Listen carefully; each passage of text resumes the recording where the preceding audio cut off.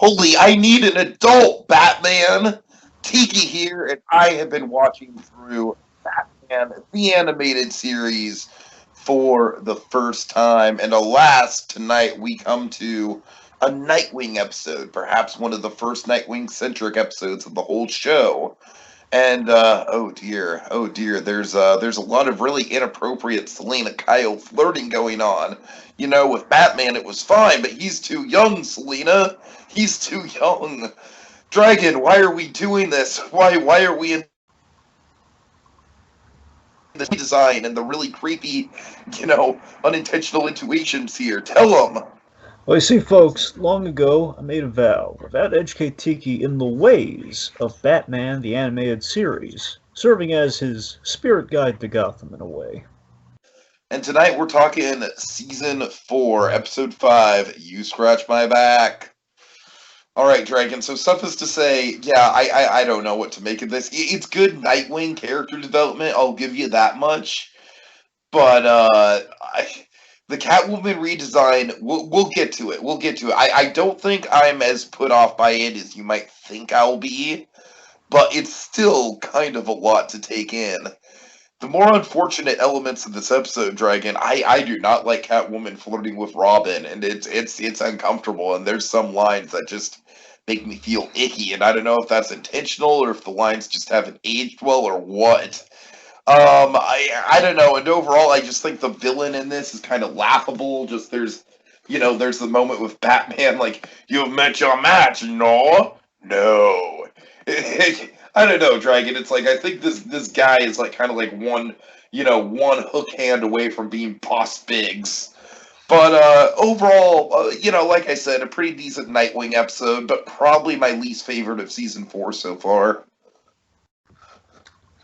Okay.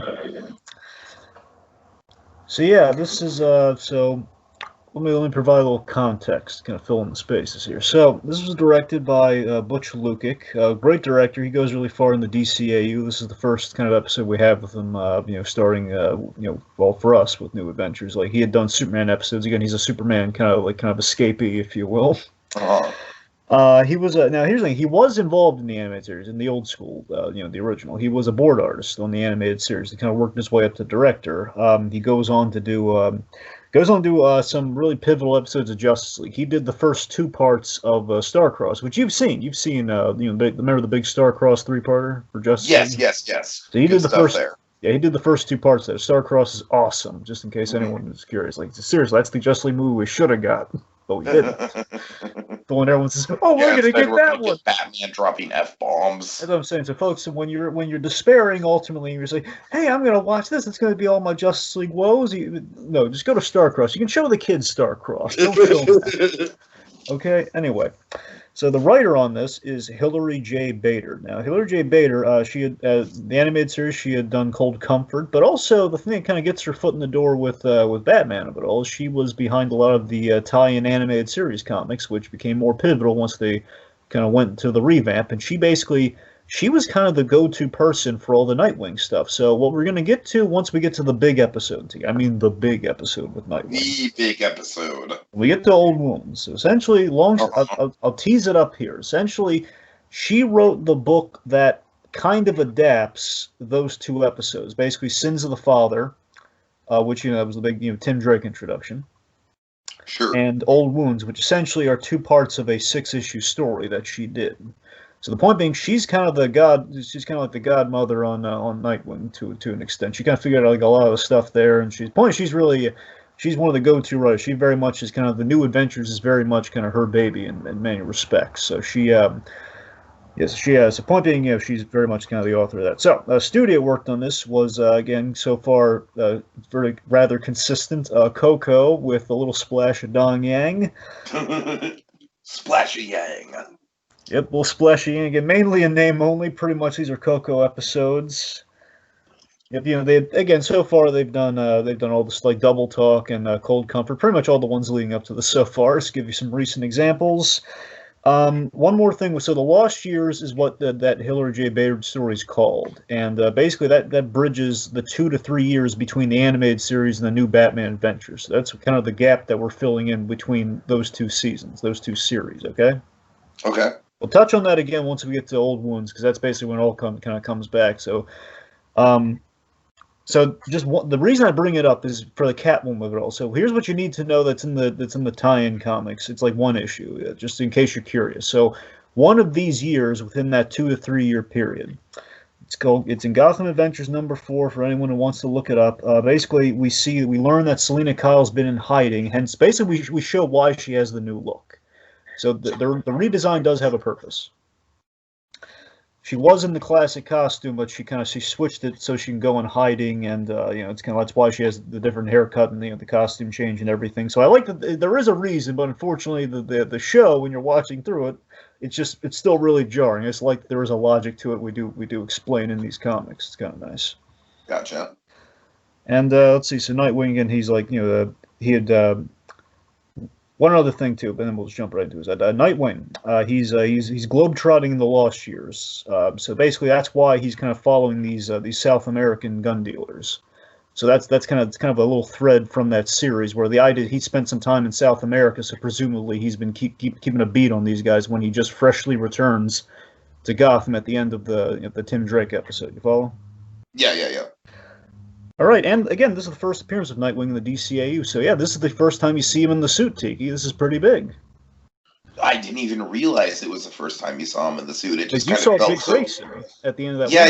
It just kind of felt so naturally integrated into the episode. It didn't even cross my mind. That's cool. That's why we see so much of the kind of the modus operandi of Nightwing, kind of this, how he kind of operates these. That's why this episode's really splashy with the Nightwing stuff for that very reason. It's like we gotta show Nightwing proper, man. It's the first time we're doing it. People have been begging to get to the Nightwing years, and now we're here. Let's celebrate. So without further ado, let's get into it. Again, Dragon, I wish it came with a little less creepy flirting, but regardless, it should be a fun time. All right. So let's see. So Nightwing, he's scoping out the docks, as a vigilante is wont to do in Gotham. Scoping out the docks for these docks and warehouses, Dragon. Docks and warehouses. Yeah, but again, a little more docks than warehouses this go around. We'll explore more real estate. So going to the docks, which if you learned anything from the Amazon tick, which unfortunately is no longer around, it's that there's always something going down. Someone always knows something at the docks. Someone's always going down. Yep. So basically, Nightwing's scoping out the docks for these South American gun runners. He is then visited by some old friends. Yeah, and I like that, there is kind of an air of mystery of, we don't know exactly what's going to, and this is speaking from someone who literally doesn't know what exactly went down between Bruce and Dick, but we know that it's something to do with Batman overstepping his boundaries, and because of that, I like the tension of, Batman, I don't know, Dragon, I don't know if this is, the way that we're supposed to feel, but on some level, Batman is almost the antagonist of this episode. It's like, come on, Batman. Of course there is the reveal at the end of the episode, but, by all intents and purposes, I'm kind of left like, Batman, what are you doing? Let him be his own man. That's true, and again, Batman definitely, basically, while there is somewhat of a ruse going on in this episode, ruse as it may be, things are founded. The emotions are real. They're coming from a real place. Things happen. And again, between the Batman, Batgirl, and Nightwing relationship is definitely fraught with a lot of tension. And we're gonna see what led to that tension. But right now, I do appreciate kind of the mystery of the build up and Nightwing's very much trying to go solo right now. This is him freshly upon his return. He's probably being Gotham. You can see boxes in his apartment there. So presumably he's settling into Gotham after he's come back. Sure. He's getting in the swing of things again, probably tying up some loose ends from the Lost Years of the whole South American gun runner thing. So anyway, so Nightwing's saying, because again, he showed up. We didn't see what happened at the end of that episode once he showed up. So presumably the idea is hey, I'm back. If you guys really need me, I'm here, but I'm not working. I'm not working directly with you guys. I'm my own thing right now. So, but emergency happens, Alfred falls down, call me. So anyway, so let's see. So he says, if I needed you, I would have. I would have called. And yeah. So I don't know, Dragon. This is one thing about the episode, just kind of the small time gangster antics. It's cool, but I feel like it's almost a little too low stakes. I mean, yes and no. I mean, I like that we jazz it up with the hook, with our hook-handed figure later But on. that's what I'm talking about with the boss bigs of it all, Dragon. The hook-handed figure feels very much like a season one. Like, okay, like we gotta get like a memorable character to kind of like headline this operation. What are we gonna have? Let's see. He's got a hook. What's the hook on this guy? Oh, wait a minute. Right. No, but seriously, that's kind of cool, And though, like I right? I said, mean, like it does lead to a legit, like almost an embarrassingly like incompetent moment from this dude that we'll well, get to.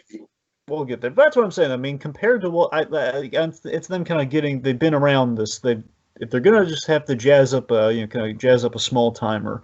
I Uh, like that. Again, I think we're jazzing up a little more naturally than like we have to. We gotta give them like we gotta build up this mysterious figure. Like sure, sure. we get. Remember, there are limits because they couldn't necessarily have like directly gun runners in the old days of the animated series per se. It's like now we can get away with it. So it just feels a little more natural. But you're not wrong. Okay, let's see. So again, Nightwing's operating kind of like oddly enough, Nightwing's operating like Batgirl did, basically outside of the kind of the Bat family these days, which is kind of interesting given now that she's on the inside like Robin was back in the olden days, which is kind of fun. So Nightwing spots the bagman loading up some 30 caliber cucumbers, one could say, in these phony fruit shipments. Let's see. So he springs into action with the wingsuit. He's got the wings going on, hence the Nightwing. Oh yeah. Kind of glides into action there. We play the Nightwing theme for the first time. Nice, nice. So he kind of glides, kicks into a guy. He takes on some gunmen alone. I got some birdarangs going on. Really cool stuff there. He kind of drives a forklift off a pier. Good action again. New Adventures really again punching up the action with kind of the TMS inspired style for the whole kind of design and the revamp and everything, making the animation a little more fluid. Then we have the Mustache Slug. We got to talk about the Mustache Slug. Sure. Is that literally his name in the credits? Well, no, it's just what I call him, but it's just he basically is like thug or like like henchman or something. It's like probably gun runner. Uh-huh. But yeah, so the Mustache Thug, he he gets all the memorable stuff at the top of this one. So he tries to attack Nightwing. Batgirl kind of lends an assist, and Nightwing says, "I saw him. Didn't look like it." So, yeah, he's giving poor Batgirl some sass here. Right, right. All right, so this mirrors an exchange later, and of course, like, "Oh, do you mind?" I'm trying to get. So Nightwing's going after Mustache, and we have this great bit, Tiki. You want to tell me about the great bit with Mustache as we run down the thing? Yeah, you mean the moment with Batman? Yeah. Yeah, he's just like kind of like running down the docks, up the crates, and then suddenly Batman's just like, he doesn't have to do a damn thing, Dragon. He's standing like a human statue, and it just scares the shit out of him. He's like doing the ultimate tough guy thing. He's just I running know, I know, it's great, it's at the great. It's wall. like he literally doesn't have to move a muscle.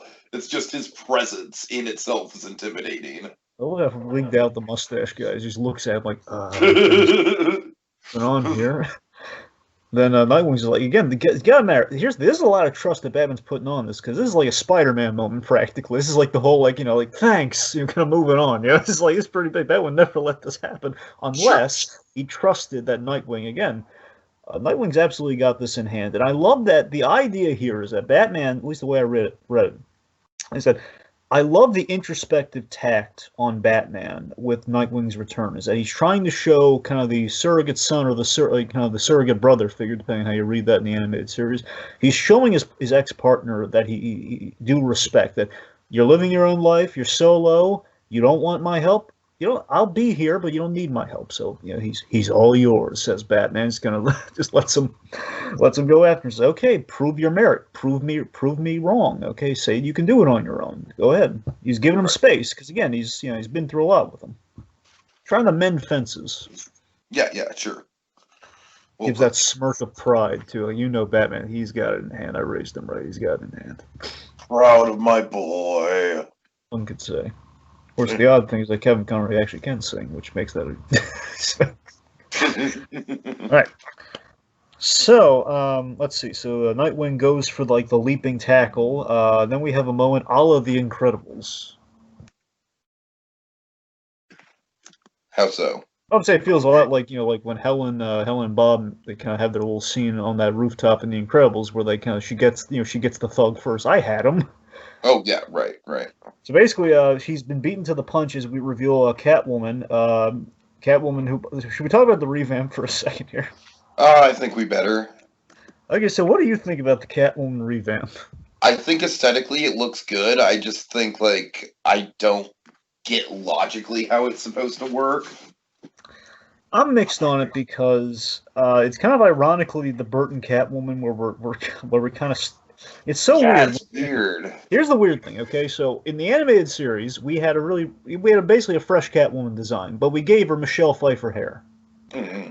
We gave her the blonde hair, which Catwoman's never had blonde hair until Michelle Pfeiffer, which instigated that change along with the whole DeVito Penguin of it all. But on the flip side, though, again, now we've made her look like the Michelle Pfeiffer Catwoman, minus like the white seams, because that'd be a nightmare to animate when trying to streamline things. But but the thing is too is like she also looks like the Max Shrek kind of logo. Remember the big old kind of cat face, like one of those like little cat clocks, sort of like it was like Max Shrek's logo in all Batman Returns. Like every time you saw like the giant cat head. I feel I've lost you on that, but anyway, move on. Yeah, sorry. My point is we've kind of made it. The thing that weirds me out is she looks. I think we made her too slender. That's the weird thing. We slimmed her down too. No, that's exactly what I'm talking about with like the realistic physicality of it. Like design wise, I think it looks cool. It just doesn't like physiologically. It just doesn't fit with the rest of the human designs. It's almost like what they did with Poison Ivy, but there's no logical way for her to be that redesigned in terms of the physicality. Does that make sense? I mean, yeah, it does. I hear what you're saying too. Because again, this is basically what you're getting at, Tiki, is that we've built a house style for our female Bat characters. Now Harley Quinn's pretty straightforward because she's already kind of that model anyway. Of course, yeah. Now basically with Poison Ivy and Catwoman, it's pretty much that there's kind of like a new standard model where it's pretty much just like again we've kind of slimmed down. It basically I feel like there was a Lynn Naylor influence on the animated series in the first go around, which made everything feel a little unique, more feminine, real kind of like artistic, with the kind of like the curvature of the design, all that sort of stuff. Where now it's kind of like it's almost like kind of a Barbie-esque thing, kind of. It's more like abstract. It's almost like kind of like an Art Deco kind of style. I mean, sure, that's a better way of putting it, but yeah, it's that, and also like we gave her like the white makeup for some reason. We never explained. The white makeup also bugs me. I'll just throw that out there. That's the thing. Now let me tell you the problem. One more thing, and we'll just move on here. Is that this was before we gave Catwoman the iconic costume we always go to now with her. Like this is before we gave her the actual cat suit. So that's let me rephrase it. Before we gave her Darwin Cook, unfortunately one of the great artists is no longer with us. I love Darwin Cook. He's the one who pioneered the big design on Catwoman where he put her in like the zip up cat suit. And we gave her the goggles and like the little headpiece. Like the way Catwoman looks these days was that look. And we didn't have that till like 2001 or 2003. I think it was 1. And this is before then, and so they haven't quite pioneered like how to do that sort of cat suit. So like the whole leather ensemble, so we just kind of put them like a black onesie. So right. Anyway, so anyway, swap things a little weirdly there. Anyway, so Catwoman's beat him to the punch. She left him a little gift, blows him a kiss, and kind of flips away, a la Elastigirl in The Incredibles. With a thug going like as he's wrapped up and duct taped, and you said it. All right. So, we're back in Nightwing's loft. Yes. So Barbara's paying Nightwing a visit. Yeah, and Dick's fixing the cycle. He's filling Barbara in about the whole Catwoman encounter, and again, Babs here, a little jealous. Just a wee bit. And now Dragon, so obviously at this point, yeah, like I'm seeing he clearly takes out the Nightwing suit, right? Like they're all in the know. Oh yeah, absolutely. Yeah, she knows it's Tim because he already walked in at the end of that Tim Drake episode. Yeah, of course, right. Yeah, she knows. Okay. But also the intimacy, he's getting changed in front of her too. These two were a serious couple, and again, just to show you how fraught things really got when he left to become Nightwing. It's like these two crazy kids they were a thing, man. Right. So Nightwing, he's So basically, he reveals that he's been checking the docks because something big's about to go down. Something big's coming soon. That's why he's been periodically checking the docks. A little bit Expo in the scene, but again, Expo with great visual storytelling. As we're seeing, I love like kind of the bachelor pad bird cave that we have worked in naturally into this apartment. Mm-hmm. He's got like swords on the wall. He's got like a dragon kind of panel. Right. Yeah. It's Exactly. a really nice place. kind of like a chic modern aesthetic to it. I like the glass panels looking out into the city. Yeah, and I love like the hidden exit for the Nightwing cycles. So we have this photo of Dick and Barbara from the good old days, from like kind of the Sub-Zero days. And he's like saying offhand, like, you and Bruce don't have to look out. Don't have to look out for me all the time. I'm not stupid. And of course, Barbara's just kind of saying, no, you just act that way sometimes. A little bit of setup for kind of the crux of the episode there. Like, is Nightwing making some dumb mistakes this episode, or is he? Right. And of course, he says, you know how to lock up. Tells you everything you need to know about their relationship. You know how to lock up. Like, yeah, these two crazy kids. They were an item. There's room for two some other time. Again, that's going to be a little foreshadow as well. There's room for two on this thing. Ooh, is it going to be something that's like ultimately paid off or what? What I mean by the end of this episode, Tiki, with the thing at the end. So it's like, yeah, I'm sorry, you're right. The whole asking for a ride and help and everything. Oh. All right, so anyway, we have the cycle exit. I always love this tunnel thing, this tunnel spillway that he basically bought this apartment. It has like the secret exit, so basically he can exit without anyone seeing and go into like this little spillway. Kind of like aqueduct area of Gotham. It's really cool. So poor Barbara, she gets, she's getting rebuffed like this is going to lead her to Batman ultimately, which is kind of sad too. All right, so let's see. Nightwing, he strikes a very Batman the Animated Series pose against the moonlight and the red sky on top of the building, like he's in the opening credits of the show or something. Let's see. Nightwing, he's surveilling the Colombian cartel boss, who we reveal is Enrique El Gancho, aka Ricky the Hook. Yeah, and I love the name of him. I dig the design. I just think he's a little cheesy. I gotta tell you, I like the guy. I wouldn't mind like seeing this guy developed more, like in the comics or something, if they ever brought him in. Because the idea is he was like an enforcer who worked his. I would love to see Bane interact with this guy. Honestly, this would be interesting. But God. But no. And Dragon, can we just talk about the uncomfortable flirting? Because that's really what I'm chomping at the bits to get out here. I'm sorry. Catwoman joins him on the rooftop, and in the midst of this exposition, she's turning on the flirts. Dragon, it's uncomfortable, buddy. At least for me. It's very what is it? Especially like the whole the boy wonder has become a man and shit like that. I don't know. Again, I use the whole I need an adult Batman thing for a reason. A little Graduate-esque. A little bit, yeah. I don't know. It just felt very predatory, which I guess is the point. I guess it's her character, but oh man, it's kind of the thing that stuck out like a sore thumb in this episode to me a little bit. I mean, I can't speak to Bruce Timm's involvement in this episode specifically. I mean, again, he's kind of involved a little bit in all the episodes, but again, some more than others. Now, I can't speak to where that this is kind of Bruce Timm likes to get an audience reaction with some sick and wrong ideas sometimes, as we've kind of seen with the whole Batman Batgirl idea. And again, because it was more it's never been done before. That's why we're doing it. In this case, I think let me put it this way. I think there's more impetus here than there is for Batman and Batgirl. I'd say there's more because she's manipulating him, which is clear. And this is what Catwoman does. And basically, we've perverted what we've classically done with Batman and Catwoman, what people have invested in or what can be invested in, versus Catwoman is just so far gone. She's just cruelly manipulating Nightwing here, and that's what's kind of sad about it. She's using the feminine wiles and everything. It's it's kind of taken the thing we've kind of we've never had in '60s Batman. We're just kind of now we're kind of tweaking it to be a little more sinister, Yeah.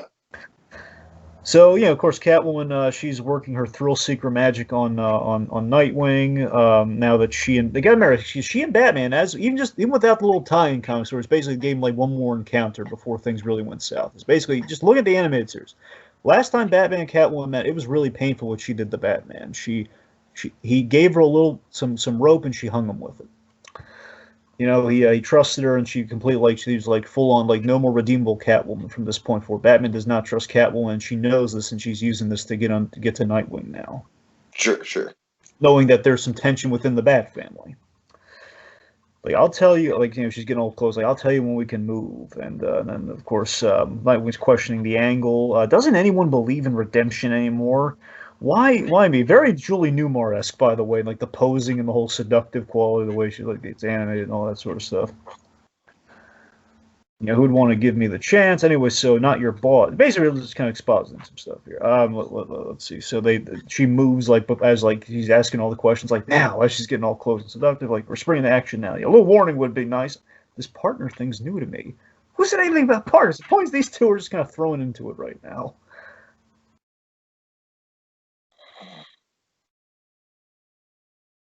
Right. Mm. Yes. So Nightwing finds the shipping schedule and he copies the information. Meanwhile, Catwoman, she pulls a bad exit on him, which is not nice. And now Nightwing's caught. Yeah. All right.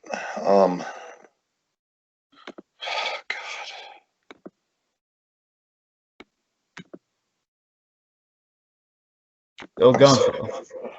Yeah.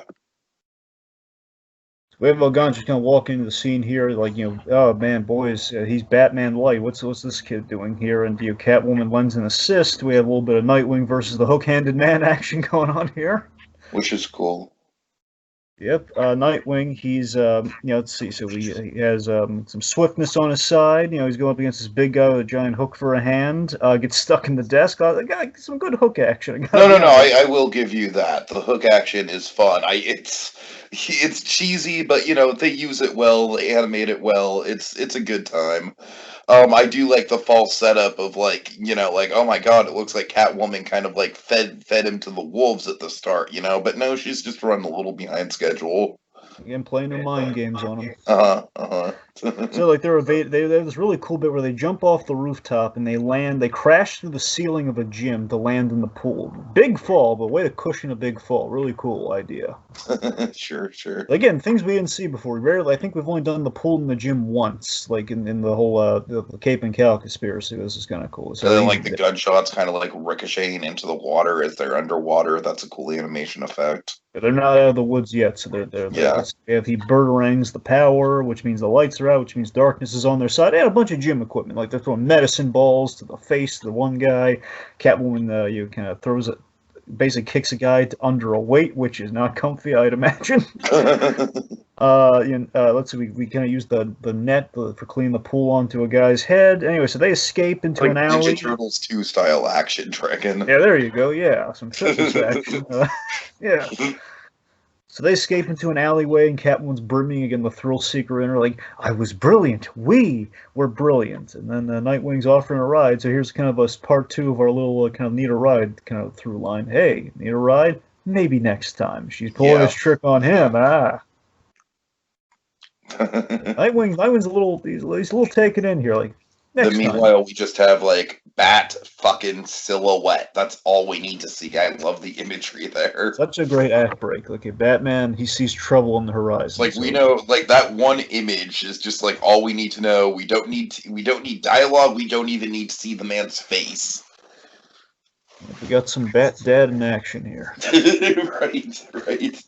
All right, so that brings us to a real. I love how sparse Batman's dialogue is in this episode. It is like this is through and through a Nightwing episode, but we have enough Batman to make it make sense as a Batman the Animated Series episode, to be sure. Because really, he has like roughly like kind of 3 lines. Right. Because he says like what is it, smugglers to he's all yours, to then my favorite line, which is this. I always love the way Conroy delivers so protectively. Where Batman visits Selina Kyle in her apartment, and he says, "I want you to stay away from Nightwing. It's all business." Like, because again, he knows how Selina really betrayed him, so he doesn't. It's sparse dialogue. For sparse dialogue's going a long way. Mm. So Selina's going like, oh, I thought mother birds knew when to let their robins leave the nest. Good line. But he's a big boy wonder now. A man wonder. Line of the episode. A man wonder, in fact, says she. Creepiest line of the episode. So she goes for the whip, and then Batman just grabs her wrist. And again, I love Batman do a little switcheroo here, because he's grabbing her wrist and doing something while she's not looking, as we learn later. And it's just, I don't trust you, Selina. Because again, very betrayed after, Catwalk. Of course. That's why here's the thing, she kind of forgot all about it. She says, that's why it would never work between us. I said, oh, no, Selina, that's all on you, man. He gave you all the trust in the world. You just threw it in his face, man. Right. So then we have, I think, the big telling moment of the episode. This moment is really interesting to get your perspective on here. So then this moment kind of summarizes the whole tone of the episode with the whole Batman, Catwoman, and then Nightwing in the middle, where it's just, hey, is this a private party? No, absolutely. That moment totally encaptures, like I was saying, Dragon, it encaptures sort of the building, the mystery of, like, what exactly caused the rift in the first place. Is Batman overstepping his boundaries? By how much? Am I supposed to be asking these questions? I don't know, but I am. The big triangle scene of the episode. I can't call it a love triangle because that's kind of it's jumping a little ahead of things. It's like the battle for Robin's soul, Dragon. That's the better way of putting it. Yes. So, of course, like, also Catwoman with a really good line here. Don't you men ever use the door? Which is, well, it's quite fun.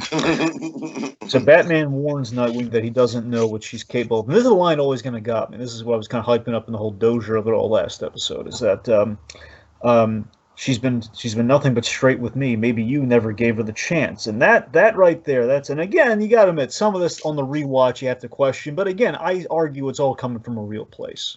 Mm-hmm. This scene to me felt like the scene in Batman and Robin done right, when they're under control of Poison Ivy and they're both fighting for Poison Ivy, that sort of thing. Where it's not just over a woman, it's more over, like, the things that kind of led to, like, the woman kind of coming between. You realize that scene is where the infamous back credit card comes from. I know. That's that scene done right, though. I mean, where, Catwoman's arguing, look, if you don't trust me, trust him. And then Batman's just going, well, I guess I have to. And he leaves, and on the way out, Nightwing spots Batgirl, which, again, really could. Yeah, that hurts a little bit to see how poor Batgirl. I would say Batgirl probably comes out looking the worst out of anyone in this episode, arguably. Because she's just kind of, like, along for the ride and kind of a tattletale. Pretty much. I'm not saying I dislike her. I'm just saying it's... I don't know, like, why she even has to be in it. Yeah. Well, I mean, again, just for the whole, but basically she's there to tee up the whole, the old wounds of it all, with Batman and Batgirl being the part of the past. That's why she's in the episode. Sure. That's it. Yeah, and again, the aesthetic reason of the whole, like, hey, we have the new girl and we have the old girl, so that's kind of... Yeah. But that's the thing. I love that. I just love that it all boils down to that. Where hold on, I'm going to save it for once we get to the Tracer bit. So okay. And then, all right, anyway, so the point being, the reason Nightwing is showing up at Catwoman's place. So Catwoman, she suggests turning up the heat and everything, which is very seductive. Oh, God. Nightwing is there to show her the information about the Angelitos. Basically, it's the Little Angels shipment. The big one they've been waiting for. That's why El Gancho's he's in town, because he has this big old shipment coming on the Little Angels boat. So Selina, she wraps her whip around Nightwing playfully, and he kind of stops her to reveal the Bat Tracer. Now, again, this is the very interesting level of the episode. The episode's about damaged relationships of Batman, Nightwing, Catwoman, as well as a little bit of Batgirl. But mainly those three. Again, Batman's been hurt by Catwoman. Batman has hurt Nightwing, and they're both kind of like hurt Batgirl. Essentially, yeah. Yeah. So that's the thing. So Batman is looking out for Nightwing, but he doesn't follow through with this tracer. I mean, I will say this tracker is like a massive invasion of privacy, Dragon. Because that's basically, because in the earlier scene, like right before he left, right before we discover the tracer, he says to Tim Drake, sure, he's a kid. Yeah, exactly. He's going to keep tabs on. He's new at it too. Right. Like, this is like his seasoned partner for many years. Yeah.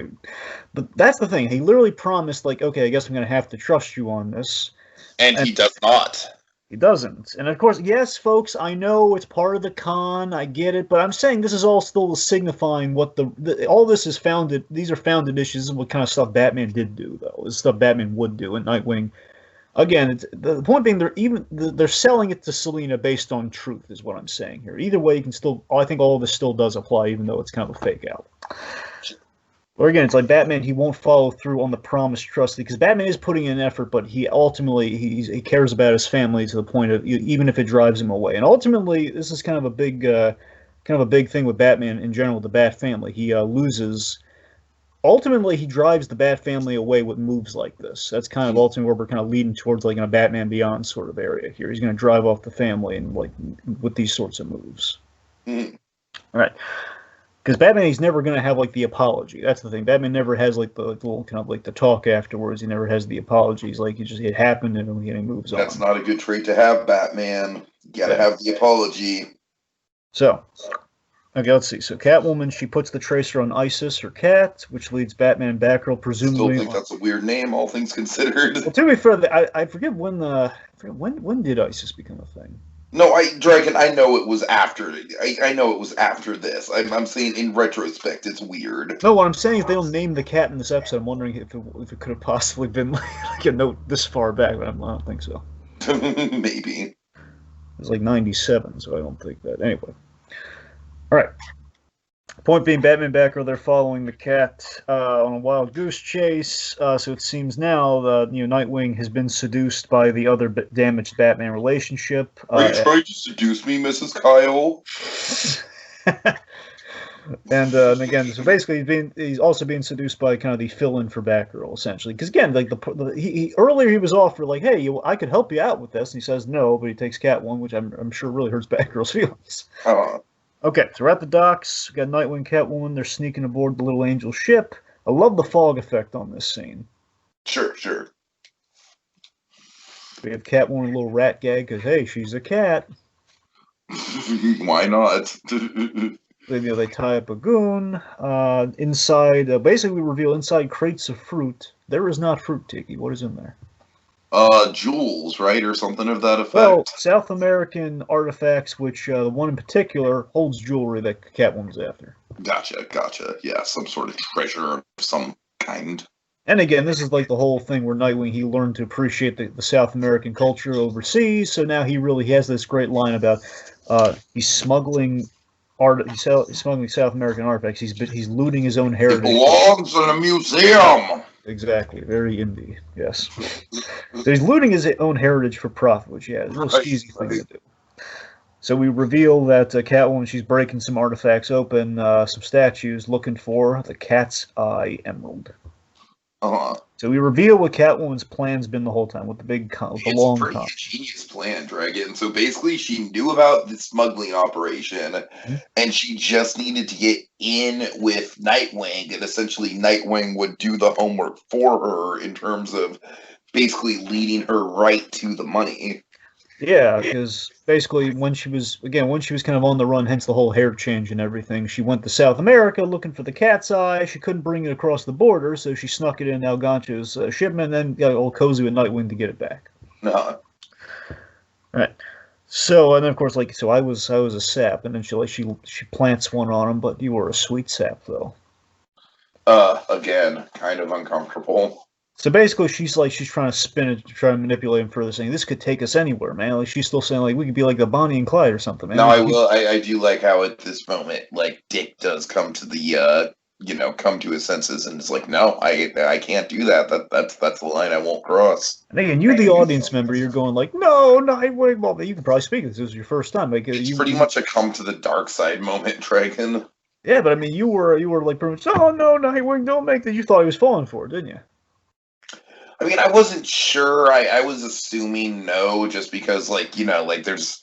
I would think, if there was, a big Catwoman teaming up with Nightwing arc, I would have heard about it, but that's just pop culture osmosis for you. Gotcha.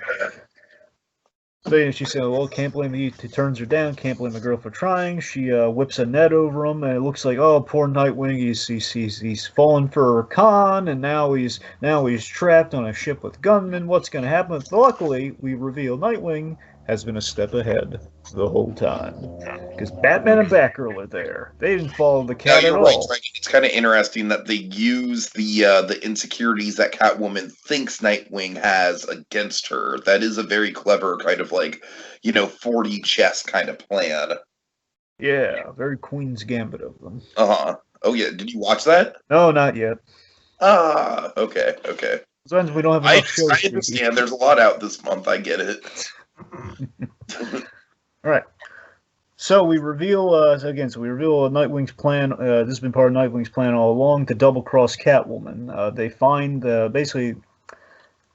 this is basically so they can kind of find. They knew Catwoman had an angle of some kind, so that ultimately so they could find the cat's eye. I don't know if they did the due diligence to see if it was specifically the cat's eye, but importantly, Nightwing was smart enough to know that she had an angle and she was trying to get something from, specifically with the El Gancho of it all.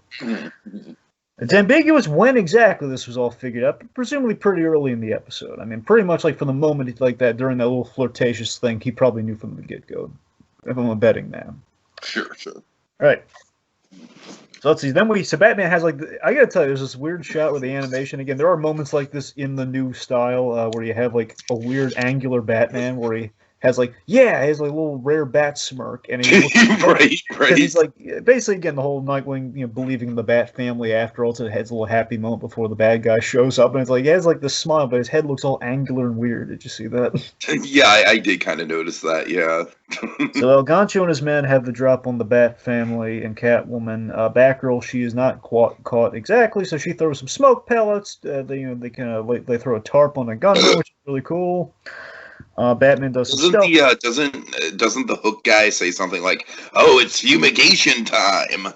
I think so. We got a rodent problem or something. Right. Really, his usual bad guy stuff. Uh-huh. All right, so Batman does some stealth attacks. He's complimenting Nightwing. Says, "Hey, not bad." And Batman just kind of gets a little raw end of it here for a guy your age. Yeah, again, you get a sense the damaged relationship's kind of healing a little bit with the banter, which is kind of nice. Sure, these two guys, they're slowly but surely coming around. They're only healing. If MCU has taught us anything, is that banter will heal all wounds. That is true. All right. So Nightwing, I love this. Nightwing gets some payback with Batman from earlier in the episode. It's the whole hey, he's all yours. But Nightwing says, hey, he's all yours when pointing to El Gancho. Hey, you can deal with a giant hook-handed guy. You're the enforcer turned kingpin. You deal with that. He's all yours. And Batman's thanks. So Nightwing's going after Catwoman. Meanwhile, Batman has a knuckles down, drag out fight with at least one knuckle. The other one's a hook. So they're fighting each other. There is one moment, Dragon, where it took me a couple watches to realize exactly what went down, but then when I realized it's that's cool. The drawing blood moment. Yeah, oh my god. Again, folks, for some reason we're on Kids WB, yet we can get more violent. I don't get the logic there. I just don't question it, acknowledge it. So but he draws blood with a swing. Batman then tosses him really awesomely onto a bunch of crates. Let's see. So we have then we see the power. I love the power of El Gancho's hits because my god, when this guy hits, you really feel it when he's hitting Batman, don't you? Oh yeah, definitely. So then we have the line that you kind of alluded to earlier, Tiki. Oh god, you want to say it? The great Batman has met his match. No, and then. It's no. It's Dragon. I just love that moment, just because, really, of all the villains that are gonna take down Batman, it's gonna be this guy. Then we have one of my favorite. I always love it when we can do this sort of business and anything action related. I love weaponizing the fire extinguisher, so this is my kind of move. Oh, sure. So I love it when Batman cartoon weaponizing the gun, man. Yeah. I mean, nothing beats not only when our good guy has a fire extinguisher, but it's Batman with a fire extinguisher. That's top marks all across the board. So he uses a fire extinguisher. Basically, as he comes down with the hook, hits the fire extinguisher, blasts him in the face, which is great. And then Batman, let's see. So as he flails backwards, the hook gets caught on a chain, which basically it's like a counterbalance thing. All these heavy things are about to fall. Basically, his hook pops off, which is gruesome on Saturday morning television. No blood or anything, like the Yeah, earlier yeah. scene, but still, it's like, my God, the man's hook. And then just a whole lot of crates, like an inhuman amount of crates fall on the guy. And this is a really clever bit, by the way. He pops up like a monster move with the hook like embedded in one of like the pieces of wood, and he gets up. Like, how the heck does a guy like one survive that, but two get up after it? Unless you're Bane, and I think it's he just passes out because who wouldn't? So then, Tiki, we have the little motorboats. The little motorboats. Oh God. We have the speedboat chase. More accurately, we have little Yes. motorboat chase with Catwoman. I like trying that to... this is kind of like a nice sort of like low key, almost like punctuation to the episode, Dragon. It is, again, it's the whole battle for the soul of Nightwing kind of payoff. Yeah. So Nightwing, he glides onto the boat. He and Catwoman get into a little scuffle. She's been shooting flares at him, which is really cool, which also leads to the boat catching on fire. And you dropped some indie references earlier, Tiki, because now one of them is very appropriate. It's Last Crusade time with the propeller. Right. So like that boat, remember that boat chase, which ended Yeah, like, of course, going towards the propeller, so they kind of jump off the boat at the last second, I believe. And then we have this, by the way, heard that I couldn't pinpoint it here, but just so you know, if you look really closely, anytime there's an explosion, Tiki, you might want to look close. Because infamously, in the New Adventures, I think starting here, may have been in Double Talk as well, but going forward, they reuse explosions from other episodes sometimes. And I mean, sometimes it's like you can really tell, sometimes it's like, because again, explosions, while well done by these animation studios, are expensive, and you want to just use what you have. So here they used one from World's Finest, I think, but I couldn't quite pinpoint where it was. I have to rewatch it to tell. The point being, I think it's probably here because there's a big explosion. Okay. Anyway, big explosion. The two are kind of floating on some wreckage. Batgirl swings by in the Bat boat, and she's asking, "Hey, you all right?" Nightwing says, "Oh, you know me. Always happy for a little help." Kind of wraps up his arc very nicely in a little bow. Yeah. A little sarcasm paid off in the earlier scene where he's kind of like turning her down. He's accepting the help now. Hey, I'm always Mr. Work Solo. I could use a little help. Very simple, very clean, concise little message at the end there, Dragon. Yeah. All right.